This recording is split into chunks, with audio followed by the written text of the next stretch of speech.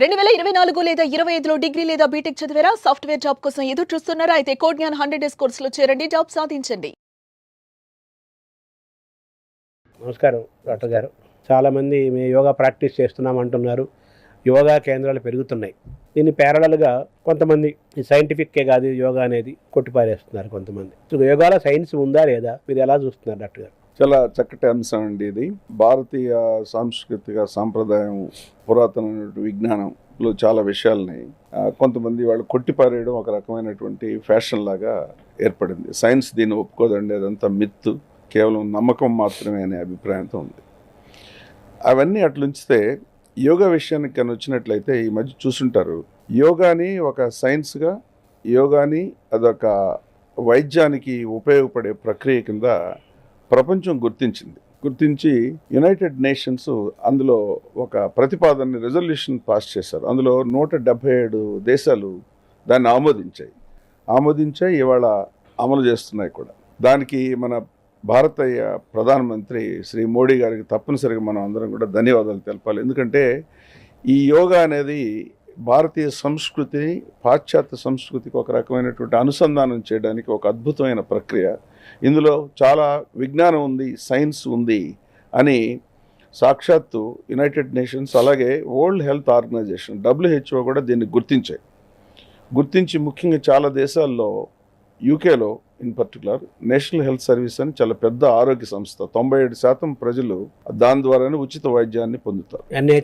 NHS కూడా దీన్ని గుర్తించి కొన్ని ఆరోగ్యకరమైనటువంటి విషయాల్లో యోగాకి తప్పనిసరిగా యోగా వల్ల ఉపయోగం ఉంటుందని దాన్ని ప్రవేశపెట్టారు. అలాగే హార్వర్డు, స్టాన్ఫర్డు, మేయో క్లినిక్, ప్రపంచ ప్రఖ్యాతిగాంచిన వైద్య సంస్థలు, మన భారతదేశంలో all India institute of medical sciences, బెంగళూరులో ఉన్నటువంటి నిమ్హాన్స్, ఈ సంస్థలన్నీ కూడా గుర్తించి యోగాకి తప్పనిసరిగా ఆధునిక వైద్య పరిజ్ఞానంలో, వైద్య ప్రక్రియలో ప్రత్యేకమైన స్థానం ఉంది అని గుర్తించారు. కాబట్టి సైన్సు యోగాను గుర్తించింది, కానీ కొన్ని పరిమితులు ఉన్నాయి. ఒకవైపు ఈ extreme yoga is for everything, ముఖ్యంగా క్యాన్సర్ని క్యూర్ చేస్తుంది అనే కొన్ని అద్భుతాలను సృష్టిస్తుంది అని ఆ వర్షన్ తీసుకున్న వాళ్ళని కొంచెం పరిమితులకు లోబడి దానికి దూరంగా ఉంటుంది సైన్స్.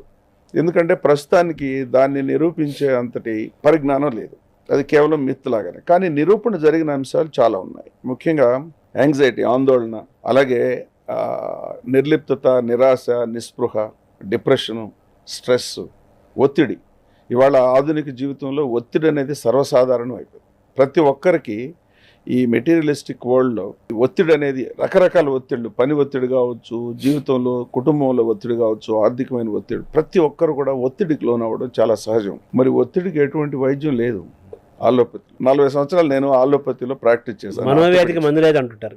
ఈ ఒత్తిడి అనేది అక్కడ ఒక రకమైన రుగ్మత లాంటిది. ఆలోపతికి వెళ్తే ఏదో కొంచెం యాంటీ డిప్రెసెంట్స్ అని అవన్నీ, లేకపోతే యాంటీ యాంగ్జైటీ ఇవ్వడం తప్ప నిజంగా ఒత్తిడికి కారణం ఎక్కడి నుంచి ఇది తయారవుతుంది, దీన్ని ఏ విధంగా మూల కారణం తెలుసుకొని దాన్ని ఎలా నివారించాలి, దాన్ని చికిత్సించాలి అనేది తెలీదు.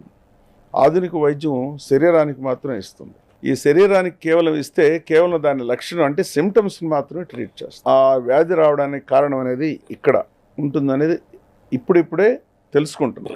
చాలా విషయాలకి మెదడు కారణం అని మీ ఆలోచన. ఉదాహరణకి ఒత్తిడి వల్ల, స్ట్రెస్ వల్ల, యాంగ్జైటీ వల్ల వచ్చే జబ్బుల లిస్ట్ పెరుగుతూ ఉంది. మన అందరూ తెలుసు, సైకోసోమాటిక్ డిజార్డర్స్ అంటారు. Best example BP, blood pressure అనేది కేవలం మనసు ఆందోళన చెందినప్పుడు బీపీ పెరుగుతుంది. చాలా సినిమాల్లో కూడా చూస్తుంటాము, ఏదో అనుకోని వార్త వచ్చినప్పుడు గుండె నొప్పి వచ్చేసి సడన్గా హీరోయిన్ తండ్రి కొలాప్స్ కావడం లాంటి వాస్తవం కూడా. ఏదన్నా వినకూడని వార్త విన్నప్పుడు, కష్టం వచ్చినప్పుడు బీపీ పెరగడం, హార్ట్ అటాక్లు రావడం చాలా సహజం. దీనికి కారణం ఏంటి? అది ఇక్కడ పనిచేసి ఆ మెదడు శరీరం మీద, మనస్సు శరీరం మీద పనిచేసి తద్వారా వచ్చే రుగ్మతలు చాలా ఉంటాయి. కాబట్టి ఇలా ఉన్నప్పుడు ఉదాహరణకి బీపీ ఒకటి, గ్యాస్ట్రిక్ అల్సర్, రొమటాయిడ్ ఆర్థరైటిస్ లాంటి కీళ్ల వ్యాధులు, వీటన్నిటికి కూడా ఈ లిస్ట్ పెరుగుతూ ఉంది. ఇవాళ నిరూపణ జరిగిన విషయాల గురించే మనం మాట్లాడుకున్నాం, సైంటిఫికల్లీ ప్రూవన్. ఎందుకనంటే మెదడు అదొక కెమికల్ ఫ్యాక్టరీ, రకరకాల కెమికల్స్, ఆ లిస్ట్ రోజు రోజుకు పెరుగుతుంది. ఉదాహరణకి మీరు అందరూ వినుంటారు, డోపమైన్ అని వింటారు. ఈ డోపమైన్ అనేది ఇవాళ అదొక ప్రెషర్ సబ్స్టెన్స్. రకరకాల డ్రగ్స్ తీసుకున్నా, అలాగే సెరటోనిన్, ఆక్సిటోసిన్, మన మనసు ప్రశాంతంగా ఉన్నప్పుడు సెరటోనిన్ లెవెల్స్ పెరుగుతాయి.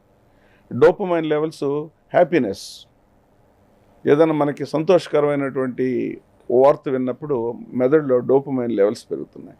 అలాగే ఒక తల్లి బిడ్డని ఎత్తుకొని శారీరకమైన స్ట్రెస్లో ఆనందం ఉంటుంది చూసారా, అక్కడ ఆక్సిటోసిన్ అని పెరుగుతుంది. వీటన్నిటిని ఎండార్ఫిన్స్ అంటారు. ఆ విధంగా ఎన్నో మనకు తెలియని చాలా ఉన్నాయి. ఇవాళ సైన్స్ దృష్టికి రానివి తెలియని చాలా ఉన్నాయి. వీటన్నిటి ద్వారా మనసు, మైండ్, బ్రెయిన్ ప్రభావితం చేస్తుంది శరీరాన్ని. ఇంకా సైంటిఫిక్గా నిరూపణ జరిగిన విషయాలు ఏంటంటే హైపోథాలమస్, పిట్యూటరీ, అడ్రినలిన్ యాక్సిస్. అంటే హైపోథాలమస్ అనేది మెదడులో ఒక భాగం.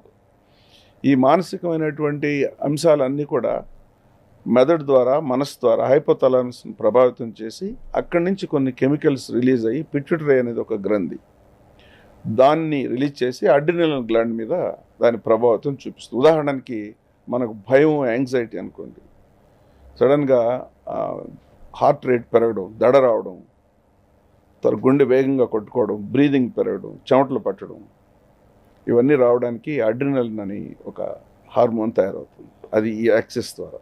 దీనివల్ల ఏంటంటే ఇంకా బీపీ పెరగడం లాంటివి ఇవన్నీ వస్తాయి. అలాగే మనసు ప్రశాంతంగా ఉన్నప్పుడు కొన్ని కెమికల్స్ రిలీజ్ అవుతాయి. మనకి శరీరంలో చూసినట్లయితే 2 రకాల నర్వస్ సిస్టమ్ ఉంటుంది. ఒకటి వాల్యూంటరీ, ఇంకోటి ఇన్వాల్యూంటరీ. వాల్యూంటరీ అంటే ఇప్పుడు నేను ఈ చైన్ ఇలా అనుకోండి, పట్టుకోవాలనుకోండి, ఇది నా అధీనంలో ఉంటుంది. దీన్ని వాల్యూంటరీ నాడీ వ్యవస్థ అంటారు. అంటే ఈ కండరాలన్నీ నేను చెప్పినట్టు వింటాయి, నా మైండ్ చెప్పినట్టు. ఇంకోటి ఇన్వాల్యూంటరీ అని ఉంటుంది, అది మనకు తెలియదు. ఉదాహరణకి నా గుండె కొట్టుకోవడం నా చేతిలో లేదు, నిమిషానికి ఎన్నిసార్లు కొట్టుకుంటుందో నా చేతిలో లేదు. చెమట రావడానికి పోవడానికి నేను కంట్రోల్ చేయలేదు. ఇది ఇన్వాల్యూంటరీ అటోనామిక్ నర్వస్ సిస్టమ్ అంటారు. అది మెదడు కంట్రోల్ చేస్తుంది. ఈ అటోనామిక్ నర్వస్ సిస్టంలో రకరకాల కెమికల్స్ రిలీజ్ అయ్యేసి ముఖ్యంగా ఈ థైరాయిడ్, అలాగే ఇన్సులిన్, ప్యాంక్రియాస్, ముఖ్యంగా అడ్రినలిన్ గ్లాండ్, అడ్రినలిన్, నార్ అడ్రినలిన్ అనే కెమికల్స్ ద్వారా బాడీని అంతా కంట్రోల్ చేస్తుంది. కాబట్టి నేను ఏం చెప్తున్నానంటే మెదడులో ఇవన్నీ తయారవుతాయి. ఈ తయారయ్యే భాగాన్ని కనుక మీరు కనుక కంట్రోల్ చేయగలిగితే దాన్ని అదుపు చేయొచ్చు అనేది ఇది భావన. ఇప్పుడున్నటువంటి సైంటిఫిక్ నాలెడ్జ్ ప్రకారం మనం ఇవాళ మెదడు వీటన్నిటికి కూడా కారణం, మైండ్ కారణం అనేది మనకు తెలిసింది.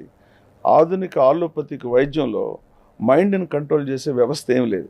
అంటే డిప్రెషన్కి ఏదో కొన్ని ఇస్తారు, యాంగ్జైటీ అయినప్పుడు స్లీపింగ్ పిల్ లాంటివి కొన్ని ఇవ్వడం తప్ప ప్రత్యేకంగా దాన్ని ఆధీనంలో పెట్టుకొని ఆ ఫ్లక్చువేషన్స్, విచ్చలవిడిగా ఇష్టం వచ్చినట్టు వెళ్ళే పరిస్థితిని అదుపు చేసుకోవడానికి లేదు. యోగాలో అటువంటి భాగం ఉంది. అందుకనే United nations it is the remedy for mind and body. Suman టీవీలో మీ పర్సనల్ అండ్ బిజినెస్ ప్రమోషన్స్ కోసం కింది నెంబర్కి కాంటాక్ట్ చేయండి.